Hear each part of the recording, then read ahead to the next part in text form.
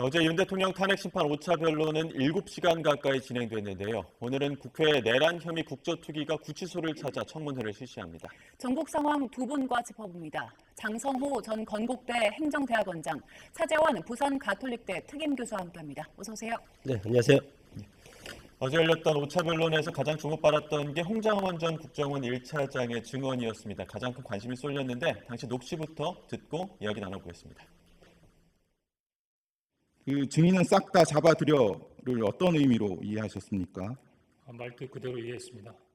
국정원이 대공수사를 해야 되는데 대공수사권이 없어졌으니 방첩사령관이 육사 후배니 방첩사를 도와서 정보가 있으면 정보를 주고 간첩들 싹 다 잡아들이라 라고 말했다는데 증인의 말과 다른데 어떤가요?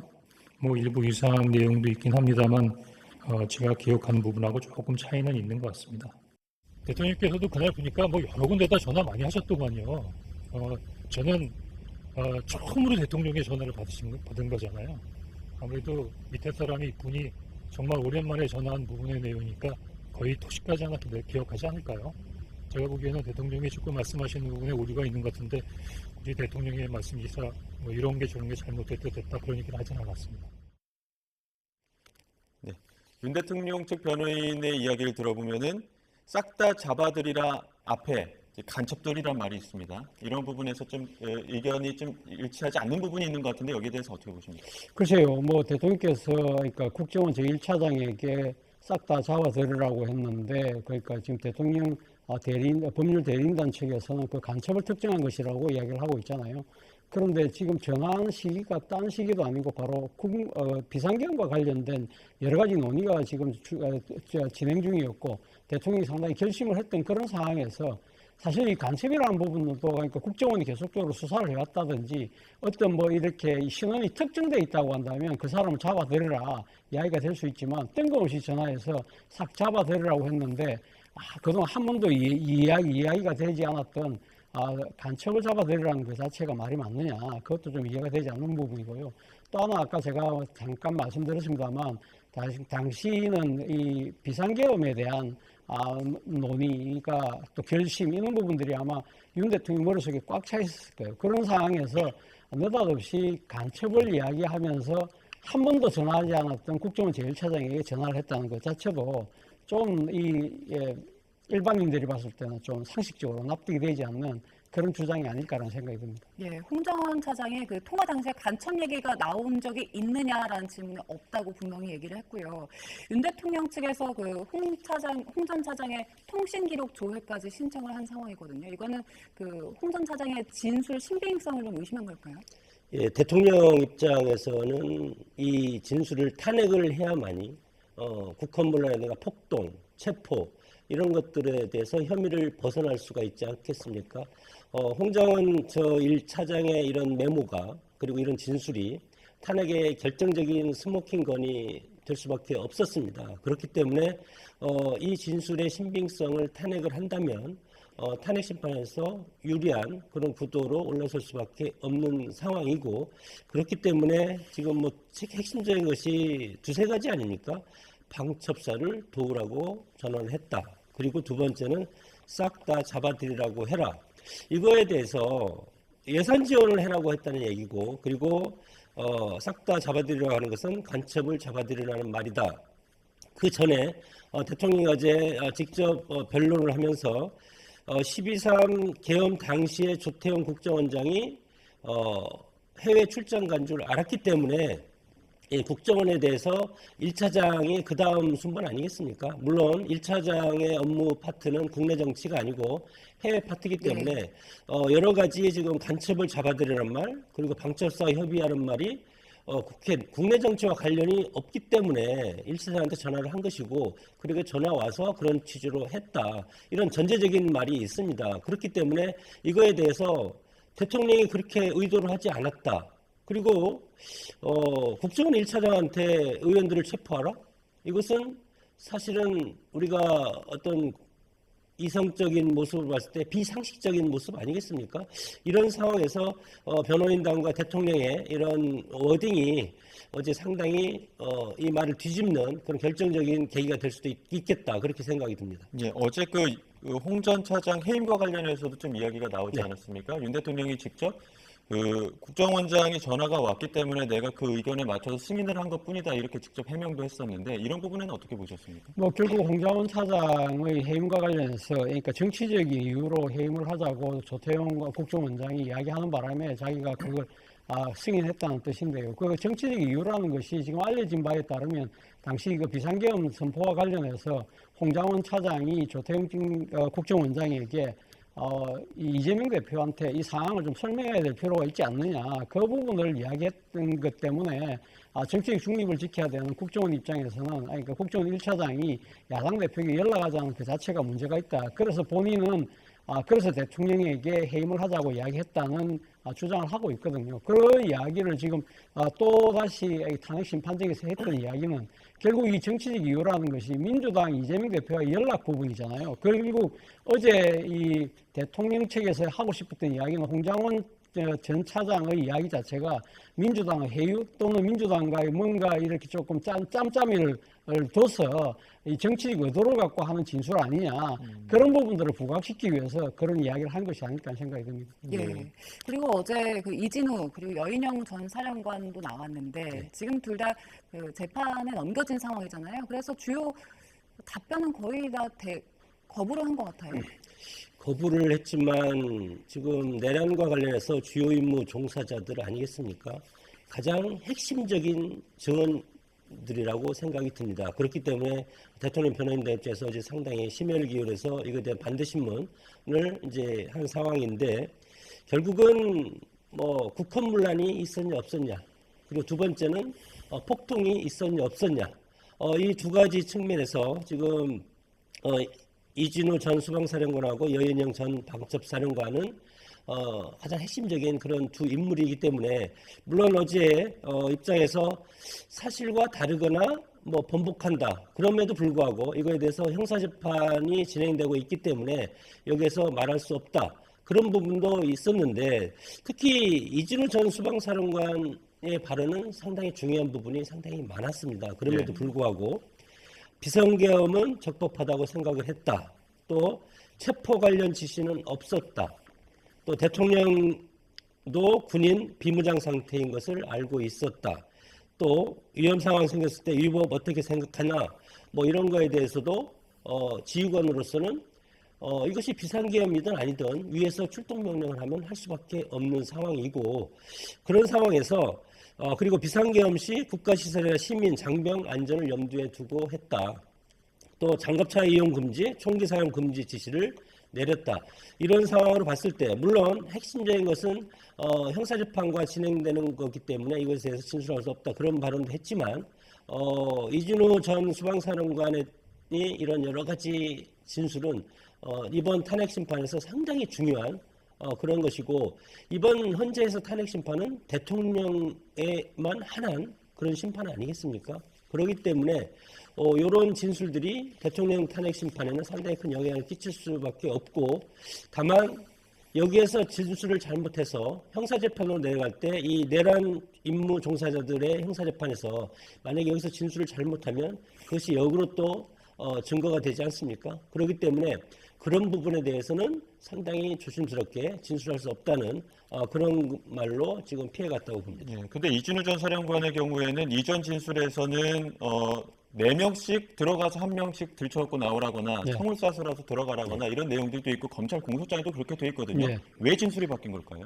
진술을 바뀌었다기보다는 그 부분에 대한 진술을 하지 않은 것이죠. 그러니까 본인 입장에서는 지난번 검찰 조사에서 했던 이야기가 사실 증거 능력을 갖고 있는 진술 조서거든요. 본인이 다 그러니까 이야기하고 이미 그러니까 자의적으로 다 진술하고 난 뒤에 서명 날인까지 했다고 한다면 그러니까 이 지금 증거 능력을 갖고 있는 진술 조서라고 볼 수 있기 때문에 이런 상황에서 본인이 사실 그러니까 이 탄핵 심판정에서 지난 그러니까 검찰 조사 때 이야기를 다시 이야기할 경우에는 아무래도 윤 대통령이 불리하게 작용할 수밖에 없고, 그리고 또 본인 스스로가 형사재판이 아닌 그 탄핵 심판정에서 그런 이야기하는 것 자체도 본인에게 불리하게 작용한다고 판단을 하기 때문에 본인 입장에서는 적극적으로 이렇게 답을 하기보다는 그 부분에 대해서 소위 좀 얼버무리인 것이 아닐까 하는 생각이 들고요. 그리고 뭐 본인 입장에서는 그러니까 지금 그러니까 계엄이 적대하니까 그 계엄의 선포는 합법적이고 합헌적이었다는 식으로 이야기하는 부분은 본인 스스로가 지금 내란 중요 임무 종사죄로 지금 기소가 되어 있는 상황이기 때문에 어떻게 보면 윤 대통령하고 운명 공동체잖아요. 그러니까 윤 대통령이 내란 혐의로 대통령직에서 그러니까 이게 인용될 경우에는 본인이 불리할 수 있게 작용할 수밖에 없기 때문에 본인 입장에서는 어떤 식으로든 대통령의 내란 부분이 그러니까 이 혐의가 확정되지 않는 쪽으로 가는 것이 자기에겐 바람직하다. 그런 여러 가지 이 노림수를 담은 어제의 진술이 아니었나 생각이 듭니다. 윤 대통령을 방어하려는 의도로 볼 수 있다는 그렇죠. 본인의 윤 대통령 방어가 본인의 방어하고 직결되어 있기 때문에 아마 그런 태도를 취한 것 같습니다. 예. 지난 4차 변론과는 달리 어제는 증인에게 직접 윤석열 대통령이 질문하는 건 금지가 됐습니다. 윤 대통령의 발언 기회를 얻은 뒤에 어떤 이야기를 했는지 듣고 대담 이어가겠습니다. 실제 어떤 일어난 일, 예를 들면 정치인들을 체포했다든지 또 누구를 끌어냈다든지 이것이 어떤 경위로 이렇게 된 건지 누가 지시를 했고 이렇게 보통 수사나 재판에서 얘기가 되는데 이번 그 사건을 보면은 실제 아무런 일도 일어나지 않았는데 지시를 했니, 지시를 받았니, 이런 얘기들이 마치 어떤 호수 위에 떠 있는 달그림자 같은 거를 쫓아가는 그런 느낌을 좀 많이 받았고요. 물론 사람들마다 자기 기억이 다르기 때문에 제가 자기 기억에 따라서 얘기하는 거를 대통령으로서 뭐라 할 수는 없습니다만은 좀 상식에 근거해서 본다면은 아마 이 사안의 실체가 어떤 건지 잘 알 수 있지 않겠나 하는 말씀을 드리고 싶습니다. 네, 윤석열 대통령의 그 호수의 달그림자를 쫓는 느낌이었다. 아무 일도 없었다라는 이 발언 많이 회자가 됐거든요. 어떻게 들으셨어요? 글쎄요, 이 부분에 대해서 이 적지 않은 국민들뿐만 아니라 전 세계의 외신들도 고개를 갸웃거릴 것 같아요. 본인 외신들이 사실 12월 3일 날 비상계엄 당시에 국회에 난입하려는 무장 군인들의 모습들을 거의 전 세계에 실시간 중계가 됐잖아요. 그걸 보면서 대한민국이 지금 정치 혼란에 빠졌구나. 그러면서 우리에게 어떠한 그 경제적 후폭풍이 밀어닥치나요? 바로 환율이 들썩거리고 지금 경제적인 평가에 따르면 GDP가 6조 2천억 원이 날아갔다고 그러잖아요. 이런 상황인데 아무 일도 없었다고요? 이런 부분들이 과연 이 옳은 말일까라는 생각이 들고, 또 하나는 제가 생각했을 때 그렇습니다. 그러니까 호수의 달그림자를 쫓는 느낌이라고 했는데 저는 윤 대통령의 이번 비상계엄 선포 자체가 말 그대로 호수의 달그림자를 쫓는 느낌이라는 것이죠. 왜 그러냐고 하면 윤 대통령이 비상계엄 선포할 때 그 이유를 든 것이 뭡니까? 야당의 이 지금 의회 독주 때문에 국정이 마비돼서 국가가 마치 무너질 것처럼 이야기했는데 그거야말로 제가 생각했을 때는 호수의 달그림자를 쫓는 그러한 이 생각 때문에 윤 대통령이 비상계엄이라는 무리한 시도를 한 것이 아닐까 하는 생각이 듭니다. 장 교수님 어떻게? 호수에 떠 있는 달 그림자처럼 본질과 다르게 허상을 쫓고 있다, 억울하다. 그럼에도 불구하고 정당한 비상계엄을 선포했고, 그 이유는 우리 교수님께서 방금 말씀하셨지만 야당 의회 폭거, 국정 발목 잡기, 그리고 무정부 상태처럼 가고 있는 탄핵, 29번에 걸친 탄핵, 이런 걸로 통해서, 그리고 예산 삭감이 또 있지 않습니까? 이런 것으로 통해서 경고용 비상계엄을 할 수밖에 없는 그런 처지, 대통령의 처지를 넋두리 형식으로 헌재 재판관한테 호소를 했다고 생각이 들고, 아무것도 없는데 뜬금없이 무엇을 찾는다. 아무것도 없다는 것은 불법 사항도 없었고 부상이라든가 그런 것들도 없었다. 그리고 홍장원 차장의 정치인 체포, 이것도 군경에서 체포행위라든가 결과가, 그리고 구금한 이런 상태, 이런 것이 전혀 없는 그런 허상인데 이것을 어떤 상황 논리의 해석보다도 팩트에 치중해서 헌재 심판을 해야 된다. 그렇기 때문에 결론적으로는 국헌문란이라든가 폭동 이런 것들은 없었기 때문에 내란 행위는 아니다. 그런 식으로 어제 진술을 했다고 봅니다. 그 선관위 군 투입에 관련해서는 윤 대통령 직접 지시했다고 했는데 여기는 본질을 쫓았다라고 또는 그 헌재에 어필한 그런 어떤 취지의 진술이라 보십니까?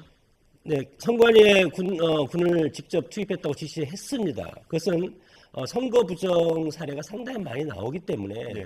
그리고 과거에 뭐 지금 뭐 언론이라든가 이런 데서 지금 상당히 나오고 있지 않습니까? 그렇기 때문에 이것을 점검하는 차원이고 군이 투입한 것은 서버를 조사한 거지 서버를 압수수색한 것은 아니다. 그 많은 큰 서버를 어떻게 몇백 명, 뭐 1, 200명의 군인이 가서 어떻게 그것을 다 탈취해 올 수 있겠냐. 압수도 될 수 없다. 그렇기 때문에 이것은 서버 조사를 하는 차원에서 군 투입을 하는 상징적인 행위였다. 계엄이 발동이 되면 예. 군이 당연히 현장에 투입하는 것은 당연합니다. 그런 상황에서 그런 상황 논리를 얘기했다고 봅니다. 예. 어떻게 보십니까? 저는 뭐 그것이 좀 말이 안 된다고 생각하는 것이요. 아무리 계엄이라고 하더라도 헌법기관이 선관위에 군을 보내는 것 자체가 위헌이고 위법적인 상황이거든요. 바로 그 때문에 윤 대통령 입장에서도 본인이 법률가잖아요. 그렇기 때문에 그것의 위법성과 위헌성을 잘 알고 있기 때문에 그게 나름대로 이 변명을 한 것이 아닐까라는 생각이 듭니다. 본인이 뭐 검찰 재직 시절을 보니까 이 부정선거와 관련된 여러 가지 고소고발 때 보니까 투표함에 허위 잘못된 투표 용지들이 섞여 있길래 거기에 대한 심각성을 느끼고 있었고 그렇기 때문에 그런 부분들이 왜 잘못됐을까 한번 스크린해 보라고 한 거다. 그 정도 차원이지 뭐 압수를 하니 뭐 거기다가 또 뭐 정보사에 온이 들어가고 한 거는 나는 모르는 식이라는 식으로 자신의 그러니까 지시 자체는 크게 무리하지 않은 것이었는데 밑에 지금 이 실무를 진행하는 군 이 실무 단계에서 뭔가 무리수가 있었다고 한다면 나의 잘못이 아니고 그들의 잘못이라는 식으로 저는 전형적인 책임을 떠넘기는 그러한 언행으로 저는 해석을 했습니다. 그 내용이 윤석열 대통령 공소장에도 없는 내용이었잖아요. 네. 그 선관위의 군 투입을 내가 직접 지시했다라는 어제 그 발언. 네. 헌재 재판관들은 어떻게 판단해요? 제가 생각했을 땐 그거는 뭐 윤 대통령 입장에서는 자신에게 유리하다고 본인 스스로가 생각해서 판단했겠지만 그거는 뭐 제가 봤을 때는 앞서도 제가 말씀드린 대로 아무리 계엄이라고 하더라도 선관위에다가 군을 보낸다는 것 자체가 바로 위헌이고 위법하다는 것은 누가 봐도 다 아는 것이잖아요. 그렇다고 한다면 헌법재판관들 입장에서는 그 의도가 무엇이든 간에 일단 불법적인 행위가 저질러졌고 그것이 윤 대통령의 지시라는 것은 본인이 인정을 한 것이기 때문에 상당히 저는 불리하게 작용하지 않을까 생각이 듭니다. 예. 네. 어제 윤 대통령 측 5차 변론 마친 뒤에 또 기자들 만났을 때 언론사 단전단수 이거 지시한 적 없다. 객관적으로 맞지 않는 상황을 자꾸 이야기하다 보니까 좀 억지가 따른다 이런 주장도 했는데 여기에 대해서는 어떻게 보십니까? 대통령이 이제 내란 우두머리 혐의로 이제 헌재에 가 있고 그리고 여인영 전 수방사령관 방첩사령관이죠. 이진우 수방사령관, 홍장원 1차장 뭐 기타 등등 해서 그리고 지금 전 국방부 장관이 가장 핵심적인 그런 역할을 하지 않았습니까? 대통령이 비상계엄을 발동을 했지만 비상계엄을 발동하고 그다음에 계엄사령관과 국방부 장관이 이 실무적인 그런 군 동원이라든가 군 투입이라든가 그런 것들을 계엄에 관한 행정적인 처리를 장관선에서 했기 때문에 지난번에 김영은 장관도 그렇게 얘기하지 않았습니까? 예. 본인이 적재적소에 대통령의 이런 취지를 받들어서 계엄의 어떤 지시를 본인 차원에서 지시를 하달했다. 그런 차원이기 때문에 대통령 입장에서도 그런 차원에서 어필을 할 수밖에 없지 않을까 그렇게 생각이 듭니다. 예. 윤석열 대통령 측에서 어제 그 내란 우두머리 혐의로 재판을 지금 앞둔 상황이잖아요. 근데 어제 서울중앙지법에 구속 청구를 취소해달라라는 그 의견서를 제출했습니다. 그럼 보석이나 아니면 구속 적부심 신청할 것이다 이런 전망이 많았는데 왜 구속 취소를 신청했을까요? 일단 지난번 체포영장이 발부됐을 때 체포적부심을 해서 그것이 기각당했잖아요. 그렇기 때문에 아마 이 구속적부심을 바로 물어보기가 지금 하기보다는 나름대로는 구속 취소라는 아마 이 부분을 새로운 또 하나의 법률 행위를 들고 놓은 것인데요. 이 구속 취소 같은 경우는 구속 사유가 없을 때 또는 소멸될 때 이것이 가능하다고 그래요. 그런데 사실 지금 구속 사유가 있거나 구속에 대한 사유가 소멸되지 않은 상황이라고 많은 사람들이 생각하는 상황에서 그러면 왜 이 구속 취소를 들고 나왔을까? 이것이 법원에서 받아들일 가능성이 별로 없다고 보는데, 그런데 이 윤 대통령의 법률 대리인 측에서는 아마 지금 이 윤 대통령 구속 자체가 문제가 있다. 예를 들면 공수처가 체포를 했고, 그리고 또 이 수사권이 없는 검찰이 그러니까 제대로 수사도 안 하고 기소를 했기 때문에 이런 부분들에 대한 문제점을 부각시켜서 결국은 이 지금 윤 대통령에 대한 형사재판이 모든 것이 불법과 위법한 것에 기초해서 진행되고 있다. 이런 부분들을 부각시키기 위한 하나의 측면이 아닐까 하는 생각이 들고, 또 두 번째는 구속 취소라는 나름대로의 이 법적 절차를 통해서 한번 시도를 해보고 그것이 안 될 경우에는 나머지 하나 남은 것이 바로 구속 적부심에 대한 것도 이어서 신청하는 식으로 계속적으로 할 수 있는 모든 법률적 수단을 다 동원해서 나름대로 이 재판에 적극적으로 임한다기보다는 이 재판의 불법적이고 상당히 문제가 있다는 부분을 계속적으로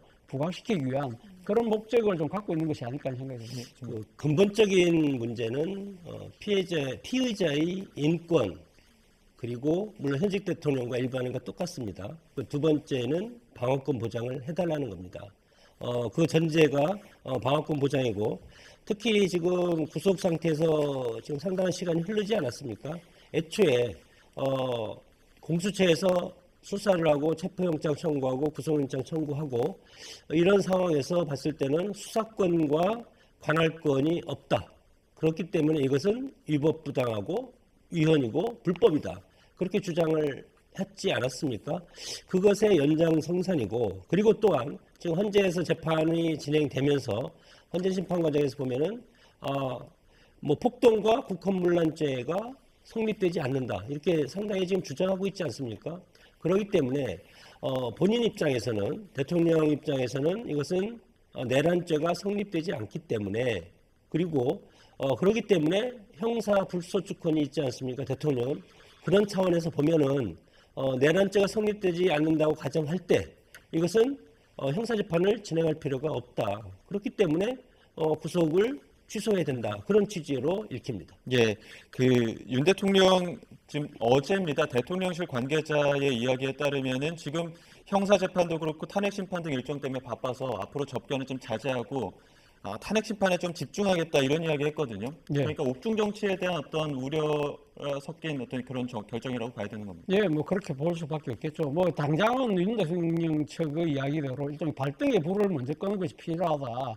예를 들면 지금 탄핵 심판도 이틀에 한 번씩 계속적으로 열리고 있고, 그리고 또 형사재판도 곧 시작되잖아요. 그렇다고 한다면 일주일 내내 법정과 그러니까 지금 헌법변호사를 왔다 갔다 해야 되는 윤 대통령 입장에서는 여러 가지 법률적 문제에 대처하는 시간이 태부족할 수 있다. 그렇기 때문에 발등에 불을 먼저 꺼야 된다는 측면도 있지만, 그리고 또 하나는 그제 갔던 이 여당 지도부가 구치소 면담 이후에 여러 가지 여론의 역풍에 휩싸인 그런 측면도 저는 분명히 있다고 봐요. 예를 들면 당시 나왔던 메시지 중에 하나가 원팀을 좀 유지해달라는 거하고, 또 이 지금 민주당이 그러니까 이 지금 선거를 통해서 의회 독재를 하는 것이 나치하고 닮았다는 이야기 부분이 사실은 그것이 상당히 좀 여러 가지 여론의 비판에 휩싸인 것 측면이 분명히 있잖아요. 지금 당내에서도 이 여당 지도부가 개인적 사유로 인연으로 여러 가지 의리로 갔다고 하지만 그것이 적절치 못하다는 비판이 지금 나와 있는 상황이고, 바로 이 탄핵이 심판의 결과에 의해서 인용될 경우에 조기 대선으로 갈 경우에는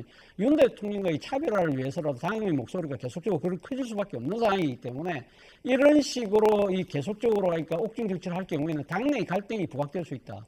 그리고 이 나치라는 부분도 앞서 아까 이 윤 대통령은 어제 탄핵 심판정에서는 언론사에 대한 단전 단수 지시를 한 적 없다고 하지만, 이상민 지금 전 행안부 장관은 경찰 진술에서는 그 비상계엄 당시에 그 쪽지를 받았다는 거지 않습니까? 대통령도 쪽지를 받았다는 식으로 진술이 나와 있는 상황인데, 말 그대로 지금 과거 건의주의 시절에도 한 번도 없었던 언론사에 대한 단전 단수 조치를 만약에 했다고 한다면 그거야말로 나치와 같은 행위 아니냐, 그런 비판이 쏟아지고 있는 상황이거든요. 그런 문제들 때문에 제가 생각했을 때는 옥중 정치를 일단은 자제하려고 생각을 한 것 같습니다. 네, 윤석열 대통령 측에서 접견 자제령을 내리긴 했는데 일단 윤상현 의원은 7일 접견을 그대로 진행한다고 하고요. 그 김건희 여사도 지금 정치권이나 언론에서 뭐 비판 나올 걸 우려해서 김건희 여사도 접견 안 한다고 밝혔더라고요. 글쎄, 접견을 한다고 하면 그 자체가 또 여러 가지 긁어부스럼이 될 가능성이 있지 않겠습니까? 그럼에도 불구하고 같은 부부 관계고, 그리고 여사이기 때문에 저는 그럼에도 불구하고 접견을 해야 된다고 봅니다.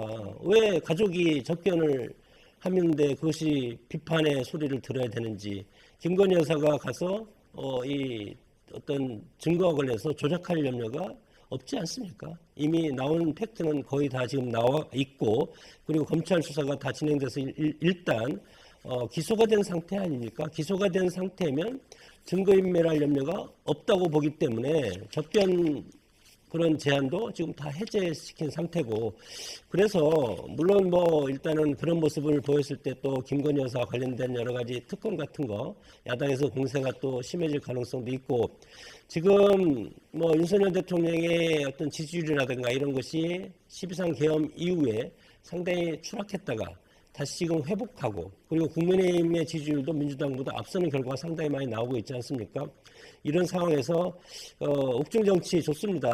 권영세, 권성동, 나경원 의원이 당의 어떤 상징성 대표성을 가지고 저 개인적으로 갔다고 보지 않습니까? 상징성 대표를 가지고 이제 갔고, 더 이상 이런 것이 다른 취지, 국민들의 이 탄핵에 반대되는 분위기랑 그리고 탄핵을 인식하는 그런 분위기에 찬물을 끼얹을 수 있기 때문에 그런 것을 자제하는 것이 좋고, 다만 윤상현 의원 같은 경우는 탄핵이 시작될 때부터 상당히 탄핵 반대 대열에 상당히 했었고, 그리고 장애투쟁도 상당히 오래 해오지 않았습니까? 그렇기 때문에 윤상현 의원이 오늘 접견한다는 것은 그만큼 나를 위해서 이렇게 고생하니까, 그리고 나를 위해서 이렇게 고생하는 사람을 직접 보고 그리고 격려도 해주고 싶은 그런 인간적인 마음이 있었을 것이다. 그렇게 해석을 합니다. 예, 어제 헌재에서 탄핵 심판이 있는 중에 국회에서는 그 내란 국조특위 청문회가 이어졌습니다. 그 자리에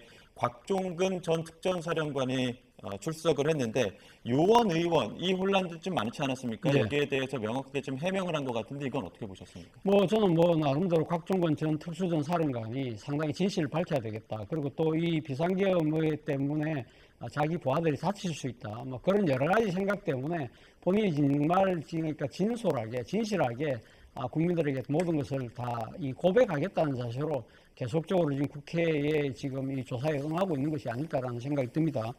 지금 윤 대통령이 요원을 빼내라 했다는 이야기 부분과 관련해서는 당시 그 이야기가 지금 진행됐다고 하는 그 시간에는 군 요원들이 들어가지도 않은 상황이었다. 그리고 또 하나는 국회의원들에 대해 빼내라는 부분에 정족수가 미달하니까 빨리 빼내라는 식으로 구체적인 상황을 지금 이야기하고 있기 때문에 이런 것까지 본인이 진실을 밝히겠다고 하면서 굳이 본인이 사실을, 그러니까 앞서도 제가 말씀드렸습니다만 본인도 지금 내란 중요 임무 종사죄로 지금 기소되어 있는 상황이거든요. 그렇다고 한다면 윤 대통령의 내란이 입증되면 될수록 본인에게도 불리할 수밖에 없는데 왜 본인에게 큰 여러 가지, 그러니까 지금 기대의 효과도 없는 상황에서 이런 식의 정언을 무리하게 할 수 있을까라는 생각이 들 수밖에 없다는 것이죠. 물론 일각에서는 민주당의 해유 때문에 그런 것이 아니냐고 하지만 본인 입장에서는 민주당의 해유보다는 사실은 이 비상계엄으로 인한 여러 가지 국가적인 혼란 이런 부분들에 대해서 빨리 어떤 식으로든 매듭을 지어야 되겠다는 그런 생각 때문에 자신이 진솔하게 정언한다는 그런 취지가 저에게는 훨씬 더 설득력 있게 와닿았던 것 같습니다. 네, 그 곽 전 사령관 진술 두고 진술이 오염됐다 이런 이야기도 있었는데 네. 어제 그 야당이 회유된 거 아니냐 이런 이야기 오갈 때 상당히 좀 고성이 오가기도 했어요. 대통령 변호인단 입장에서는 그 얘기를 하지 않았습니까? 김병주 의원이 과거 군 생활할 때 자신의 핵심 참모가 곽종근 전 특전사령관이었었는데 작전처장입니다. 작전처장이면 사단장 밑에 작전참모가 있고 사령관 밑에 작전처장이 있습니다. 군과 관련해서는 가장 중요한 것이 작전, 인사, 군수 이런 식으로 나가는데 가장 핵심적인 것은 군은 싸우는 목적이 있지 않습니까? 그렇기 때문에 작전처장은 사령관이라든가 어떤 사단장 밑에 가장 핵심적인 참모를 작전처장을 자신의 신복을 둡니다. 그런 상황에서 물론 이것이 김병주 의원 어제 쓰리스타인 특전사령관이 의원들한테 거짓말을 해서 내가 시키는 대로 할 리가 있겠냐. 그럼에도 불구하고 이것은 상황 논리가 해석상의 차이가 있지 않습니까? 그런 상황이 상당히 크고, 그리고 그때 당시에 곽정근 전 특전사령관은 요원, 빼낼 요원이 없었다. 그것은 현장 사령관, 현장 지휘관의 상황 인식입니다. 다만 상부에서 볼 때는 계엄 사령부라든가 아니면 용산 대통령실이라든가 김영훈 전 장관 입장에서 볼 때는 국회 상황을 구체적인 걸 모르지 않습니까? 그렇기 때문에 지금 TV를 보니까 지금 상당히 뭐 서로 뭐 여러 가지 그 뭡니까 소화기도 뿜어대고 그리고 유리창도 깨지고 하다 보니까 우리 요원들이 우리가 의도한 것과 다르게 이렇게 기물도 파손이 되고 하기 때문에 안전을 위해서 좀 우리 요원들을 빨리 빼라. 그렇게 얘기를 할 수는 있는 겁니다. 그러나 지금 곽정근 전 사령관 입장에서는 그때 요원이 우리가 들어가지가 않았다. 이렇게 지금 얘기하고 있지 않습니까? 그것은 양쪽의 상황을 파악하는 인식의 정도가 차이지.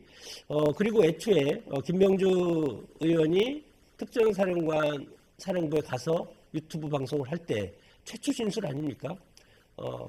요원을 끌어내렸다. 그 한마디가 저는 상당히 중요하고 나중에 김병주 의원이 요원이 아니고 의원이지요 하니까 예 의원 맞습니다. 이렇게 또 수정을 하는 그 팩트가 저는 훨씬 더 중요한 상황이라고 생각이 듭니다. 예, 또 한편 어제 증인으로 출석한 이상민 전 행안부 장관 이번에도 증인 선서 거부하고 증언도 거부했는데 국민에게 혼란을 줄까봐 우려된다 이런 이유였거든요. 여기는 어떻게 보십니까? 국민에게 혼란을 줄까 우려된다고 한다면 진실을 제대로 빨리 밝히는 것이 저는 그것이 옳은 태도가 아닐까 하는 생각이 드는데요. 그럼에도 불구하고 왜 가면 이런 태도를 보일까 부분에 대해서는 일단 본인의 수사, 재판을 고려한 나름대로의 일종의 뭐랄까요, 그러니까 지금 행동이 아닐까 하는 생각이 드는데요. 이상민 전 장관 같은 경우는 그러니까 그 이전에는 판사를 했거든요. 그렇기 때문에 본인이 지금 하고 있는 여러 가지 행위들이 향후 자신의 수사와 재판에 어떤 식으로 불리하게 작용할 수 있다는 부분을 누구보다 잘 알 수 있는 사람이기 때문에 그런 이야기를 하는 것이 아닐까 하는 생각이 들고 또 하나는 본인이 지난 이 경찰의 이 수사에 언론 보도에 따르면 앞서 제가 잠깐 이야기했습니다만 언론사에 대한 단전 단수 지시와 관련된 메모를 대통령에게 받았다는 이야기를 했다고 그러잖아요. 그렇다고 한다면 이런 부분들을 국정조사특위에서 이야기할 경우는 자신이 모셨던 대통령에 대해서 상당히 불리한 증거가 될 수 있기 때문에 그런 정치적 의리까지 염두에 둔 것이 아닐까 하는 생각이 드는데 정말 이 국민들을 혼선 안 주려고 한다면 진실을 저는 조속히 밝히는 것이 저는 맞다는 생각이 듭니다. 예. 그리고 어제 그 노상원 전 사령관은 나오지 않고 노 전 사령관이 자주 찾아갔다는 무속인이 증인으로 출석을 했습니다. 노 전 사령관이 군 관계자들의 사주를 봤다 이런 증언을 했는데 이 모습은 어떻게 보셨어요? 글쎄요, 우리가 과거에 풍수지리설이라든가 그리고 무속 이것이 조선시대부터 그 전부터 그런 것들이 이제 많이 있어 왔지 않습니까? 그리고 인간이 상당히 불확실하고 특히 이제 정치와 관련해서는 정치인들이 회의할 때 어떻게 하는지 아십니까? 다 눈을 감고 있습니다. 대부분 회의할 때. 왜 그렇습니까? 한 치 앞을 내다볼 수 없는 게 정치판입니다. 그런 상황에서 특히 이제 우리가 홍대 입구라든가 이런 데 가보면 카페, 점 보는 카페 우리 젊은이도 많이 보고 있지 않습니까? 그런 차원에서 저는 생각이 듭니다. 이 사람들도 나의 미래에 대해서 어떤 궁금한 것이 있을 때 그런 것들이 과거에도 몇 번 했었기 때문에 이제 했다고 보는데 그것을 저렇게 TV까지 무속인을 끌어들여서 그런 증언을 할 수 있다는 것은 이렇게 무속 정권이다. 김건희 여사라든가 과거에 지금 그런 점을 봤다 그런 얘기를 많이 하지 않았습니까? 그렇기 때문에 그런 것을 오버랩 시키기 위한 그런 약권이라고 보는데 무속인이 전 국민이 보는 TV 앞에서 이 사람이 점집 와서 점 봤어요. 그런 거 말을 하는 자체가 참 보기 안 좋다 그렇게 생각이 듭니다. 네, 알겠습니다. 여기까지 듣겠습니다. 지금까지 장성호 전 건국대 행정대학원장, 차재원 부산 가톨릭대 특임교수 두 분과 함께했습니다. 고맙습니다.